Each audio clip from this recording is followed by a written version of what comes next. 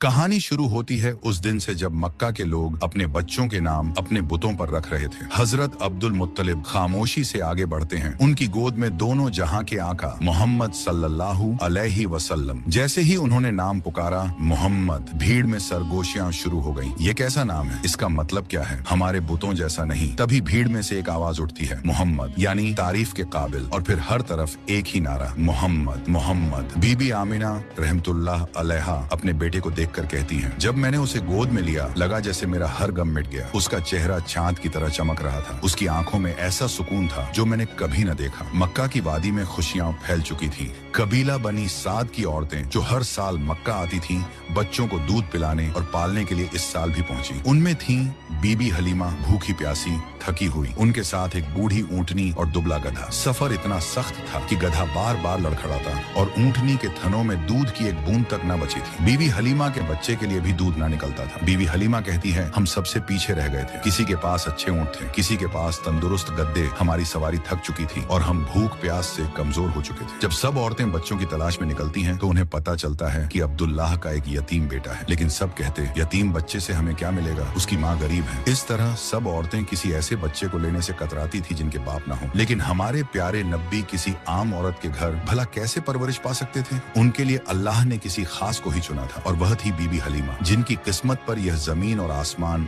आज तक रश्क करते हैं। बीबी हलीमा और उनके शौहर हारिस ने भी सोचा था कि यतीम बच्चा लेने से हाथ खाली रहेंगे। मगर जब सब औरतें अपने अपने बच्चे ले चुकी और उनके हिस्से में कुछ न आया, फिर बीबी हलीमा ने अपने शौहर से कहा, चलो उस बच्चे को ही ले लेते हैं, शायद इसी में हमारी बरकत हो। हारिस ने कहा, हाँ क्यों नहीं, शायद यही बच्चा हमारे नसीब बदल दे। और जब बीबी हलीमा बीबी आमिना रहमतुल्लाह अलैहा के घर बीबी आमिना रहमतुल्लाह अलैहा के घर पहुंची तो उन्होंने देखा गोद से नूर फूट रहा था। वो अब्दुल्लाह रजी अल्लाहु अन्हा की निशानी था, जिसकी पेशानी से रोशनी झलकती थी। उसे देखते ही बीबी हलीमा के दिल में बेपनाह मोहब्बत उतर आई। जैसे ही उन्होंने बच्चे को सीने से लगाया, उन्हें महसूस हुआ कि उनके सीने में दूध भर गया है। उनका अपना बच्चा जो रात रात भर रोता था, अब चैन की नींद सो गया। हारिस ने जब अपनी कमजोर ऊंटनी को देखा तो हैरान रह गए। अब उसके थनों से भी दूध निकल रहा था। उन्होंने पिया और ताजगी महसूस की। बीबी आमिना रहमतुल्लाह अलैहा ने अपने लाडले को प्यार से बीबी हलीमा की गोद में दे दिया और बीबी हलीमा ने मुस्कुराकर कहा, हारिस, ये बच्चा तो हमारे लिए रहमत बनकर आया है। जब बीबी हलीमा, हारिस और नन्हे मोहम्मद सल्लल्लाहु अलैहि वसल्लम गांव की ओर लौटे तो जो दुबला गधा कभी सबसे पीछे रहता था, आज सबसे आगे दौड़ रहा था। बाकी औरतें हैरानी से पूछने लगी, बीबी हलीमा, ये वही गधा है जो रास्ते में ठहर ठहर जाता था? बीबी हलीमा मुस्कुराकर बोली, ये सब उस नन्हे मेहमान की बरकत है। गाँव पहुँचते ही उनके घर की हालत बदल गई। जहाँ कभी सूखा था वहाँ हरियाली उगाई। उनकी बकरियां चरकर लौटती तो पेट भरा होता, जबकि दूसरों की बकरियां खाली पेट वापस आती। लोग पूछते, हलीमा, तुम्हारे घर ये कैसी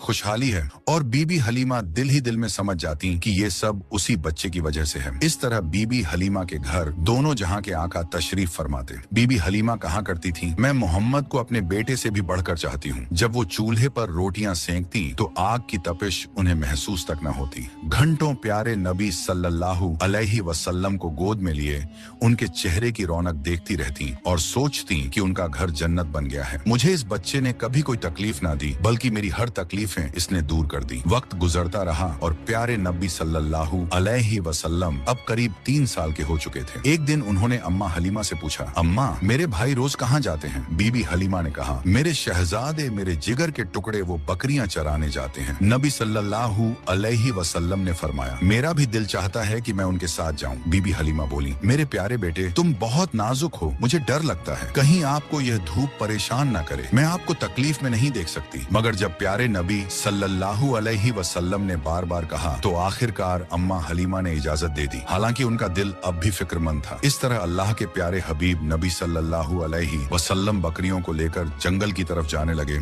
और इसी तरह 4-5 दिन गुजर।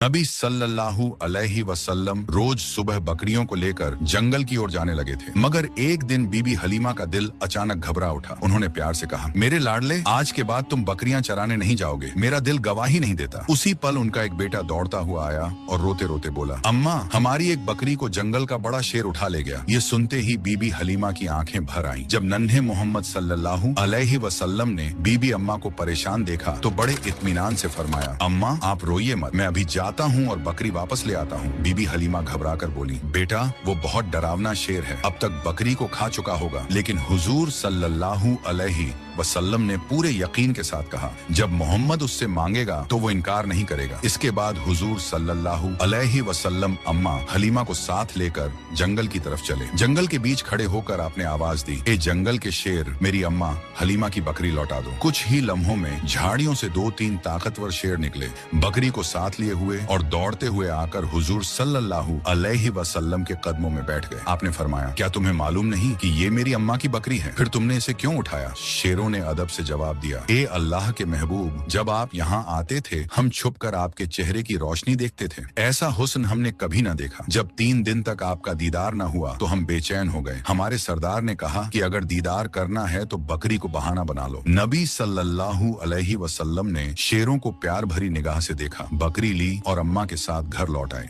जब यह वाकया लोगों तक पहुंचा तो हर तरफ हैरत फैल गई। लोग कहने लगे, हलीमा का 3 साल का बेटा शेर से बकरी वापस ले आया। सब समझ गए कि यह कोई मामूली बच्चा नहीं है। इस तरह बचपन से ही नबी सल्लल्लाहु अलैहि वसल्लम की शान और पहचान बढ़ती चली गई। उसी दौरान एक दिन रेगिस्तान की हवा कुछ बदली बदली सी थी। बीबी हलीमा की झोपड़ी के पास बच्चे खेल रहे थे और नन्हे मोहम्मद सल्लल्लाहु अलैहि वसल्लम भी उनके साथ मासूमियत से खेल रहे थे। अचानक खेलते खेलते आपका चेहरा सफेद पड़ गया और आप जमीन पर गिर पड़े। उसी वक्त आसमान से 2 फरिश्ते उतरे। उनके हाथों में चांदी का तसला था जिसमें बर्फ और झमझम पानी भरा हुआ था। उन्होंने नरमी से हुजूर सल्लल्लाहु अलैहि वसल्लम को उठाया, लिटाया और सीना मुबारक खोला। डर के मारे बच्चे भागते हुए बीबी हलीमा के पास पहुंचे और चिल्लाकर बोले, अम्मा, मोहम्मद के साथ कुछ अजीब हुआ है। बीबी हलीमा और उनके शौहर हारिस घबराकर दौड़े और देखा कि नन्हे मोहम्मद सल्लल्लाहु अलैहि वसल्लम हुजूर सल्लल्लाहु अलैहि वसल्लम का चेहरा गुलाब की तरह दमक रहा था। फरिश्ते सीना धोकर उसे पहले जैसा कर चुके थे और दिल से मैल का हिस्सा निकाल दिया गया था। ये मंजर देखकर बीबी हलीमा का दिल कांप उठा। उन्होंने नन्हे मोहम्मद सल्लल्लाहु अलैहि वसल्लम को सीने से लगा लिया और घबराकर हारिस से बोली, ये क्या था? कहीं इस बच्चे को कोई नुकसान तो नहीं? हारिस भारी आवाज में बोले, हलीमा, ये इंसानों का काम नहीं, ये अल्लाह का फैसला है। ये बच्चा मामूली नहीं है, लेकिन मुझे डर है कि कहीं कोई बड़ी आजमाइश न आ जाए। बेहतर है हम इसे इसकी माँ के पास पहुंचा दें। बीबी हलीमा की आंखें भर आईं। वो जानती थीं कि इसी बच्चे की वजह से उनके घर में बरकत आई थी, दूध, हरियाली और खुशहाली। मगर माँ का डर मोहब्बत पर भारी पड़ गया। उन्होंने बेटे के सिर पर हाथ फेरा और कहा, चलो हारिस, मक्का लौटते हैं। सफर शुरू हुआ। रेगिस्तान की रेत पर ऊंट धीरे धीरे चलता रहा और बीबी हलीमा रास्ते भर कभी नन्हे हाथ पकड़ती, कभी सीने से लगा लेती। उनका दिल मोहब्बत और डर के बीच झूलता रहा। रात में ठंडी हवा और चमकते तारे गवाह थे कि बीबी हलीमा नींद में भी उस अमानत को सीने से लगाए रखती थी। मक्का आ गया था। शहर की गलियों में हलचल थी। बीबी हलीमा ने ऊंट को रोका, हुजूर सल्लल्लाहु अलैहि वसल्लम को हाथ से थामा और बीबी आमिना